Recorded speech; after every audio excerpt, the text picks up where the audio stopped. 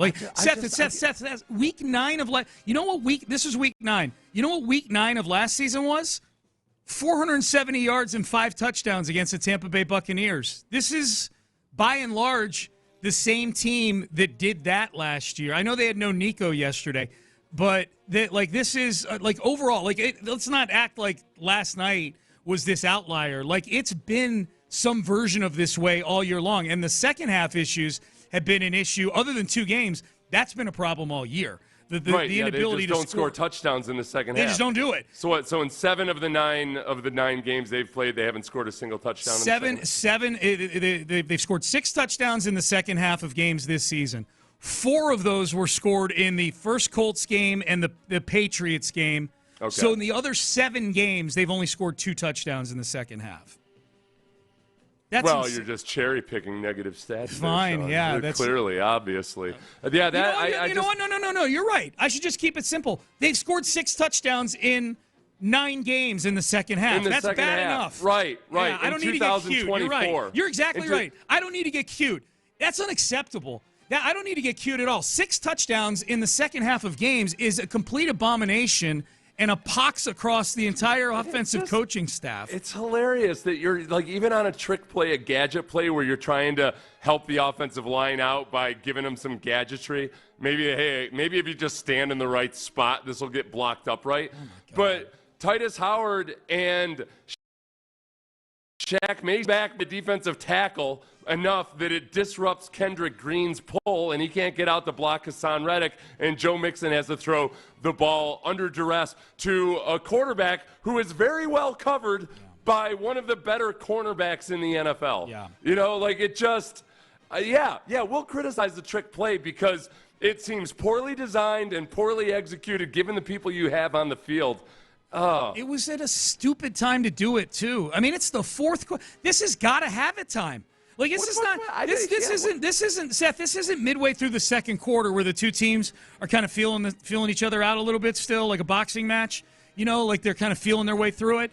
This is in the fourth quarter of a game where all of a sudden in the second half, possessions themselves are at a premium. There were only 2 possessions between both teams in the third quarter of this game. That third quarter took like an actual 25 minutes of lifetime. You know what I mean? Yeah. That 15 minutes of football went by like that. It's 9 minutes to go in a game on the road that you are trying to steal, that you have not been able to score in. It's 14-10. You're down by 4. It's not 34-30 where everything's working that day for everybody. Yeah. And I understand the concept behind trick play sometimes is, look, the conventional stuff's not working, so we got to try something here. Not there and not that, and not with putting C.J. Stroud out in a route. Get out of here with that.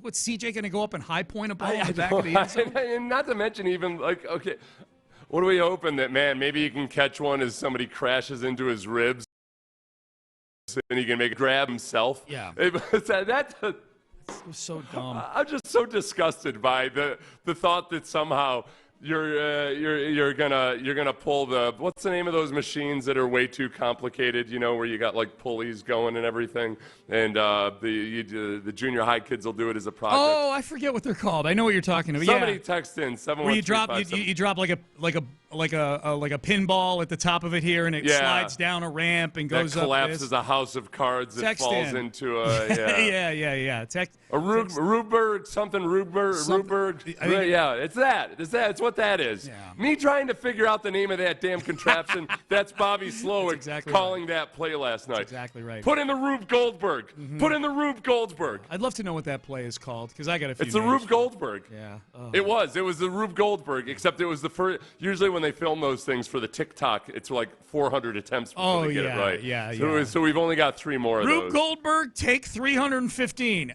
Action. I actually came up with that on my own eventually without the help of the text line. That's what it is, the Rube Goldberg machine. That's what it's called. Yeah. Here was C.J. Stroud. The first win of the evening. Nice job. Here was C.J. Stroud on the trick play.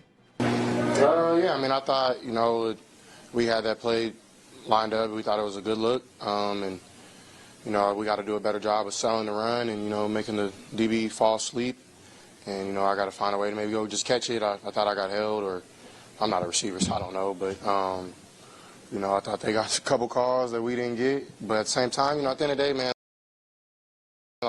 That call, we didn't win the game, and we got embarrassed. We got kicked from point A to point Z, so we got to get a lot of things fixed. Let me tell you another thing. Yeah. Sell the run. Sell the run. I'm watching the play right now. What freaking? Well, I got to watch my language here.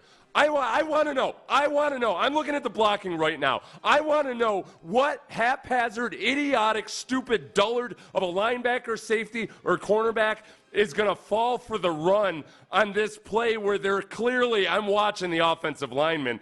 No. Like, you take one step and you're like, nope, this is pass protection. They're clearly, no, it's bogus. Oh, you're a genius when it works out. This thing wasn't going to work out. This was not going to work out. There's nothing about the design of this play, the execution of it, just any of it that was conceived in a good spot. The only explanation is that everybody was drunk last night. Yeah. I wish That's the only one I'll accept. No, I wish. Turns out we all got drunk before the game. I wish, not all of us. I wish I was drunk last night. Are you saying that there was no inkling at all that they were ever going to run on that play, or it was a poorly executed? Like they were trying to sell the run, but it was just a bad sales job. They're trying to sell the run, and I mean, there's nothing. I mean, this offensive line never looks like they're out to do bad things to people or anything. Nope. But no, they're notably very passive in this. Yeah. And I think maybe what you're hoping is that, okay, they're trying to make it look like pass, run to the outside or something. But no, I think everybody's eyes immediately, one step into this read, would have their eyes to the left. And on any potential receiving threats. Who's the other receiving threat? Only C.J. Stroud. C.J. Stroud? Just C.J. That's it. That's the. He played receiver in 6th grade. Let's really put him into a bind in coverage. And what are they going to do? Oh no, it's only C.J. Stroud out on routes. The funny thing about the funny thing about that is, and this is no disrespect to C.J.'s athletic ability, but he's not even one of those quarterbacks where his calling card is his pure athleticism. Like Lamar Jackson, the scouts or the pundits were literally saying he should play wide receiver in the NFL before he came into the league. Anthony Richardson's 6'5" or whatever and can probably jump to the moon. I could see you throwing a pass to Anthony Richardson or somebody like that. Like C.J. Stroud's magical superpower, at least it was until the last few games when the offensive line has started to ruin him, has been what his right arm can do, not the ability to go up and catch footballs. No, and I think what you're hoping is that DJ Reed all of a sudden is going to be the dumbest cornerback on earth and think that, oh, yeah, they're going to run to the weak side of this formation with the quarterback right here, and I'm going to be too dumb to know that he's a receiving threat. And, All right. Let's do people. They think everybody's as dumb as they are. They gotta, man, the bye week comes. This Bobby Slowick ain't it, man. Right now, Bobby Slowick ain't it. Chris Strausser, the offensive line coach, he ain't it. Nope. Nothing you can do about the guys. I know that, hey, their PFF pass protection grades are swell. Yeah. Still? Go ahead. Are we sure? Yeah. Are we sure? Yeah.